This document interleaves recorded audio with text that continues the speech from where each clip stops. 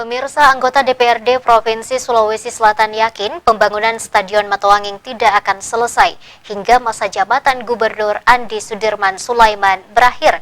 Pasalnya hingga kini progres proyek Matoanging masih berkutat di tender proyek.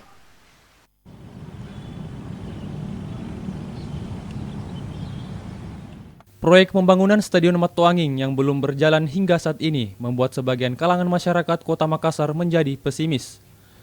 Salah satunya anggota Komisi E DPRD Provinsi Sulawesi Selatan, Wahyudin Nur, merasa yakin bahwa pembangunan Stadion Matoanging tidak akan selesai hingga masa jabatan Andi Sudirman Sulaiman selesai. Hal tersebut dikarenakan hingga saat ini proses lelang telah mengalami gagal tender sebanyak 2 kali, dan masa jabatan Sudirman yang hanya menyisakan sekitar 15 bulan lagi. Kemarin ini kita sepakati anggarannya ada yang kurang lebih 100 miliar itu untuk membenahi stadion.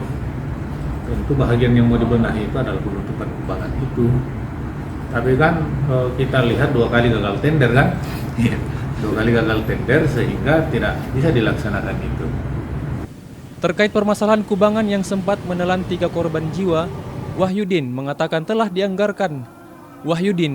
telah dianggarkan dana sebesar 100 miliar untuk membenahi stadion, salah satunya penutupan kubangan. Fitir Harinisa, Selebes TV.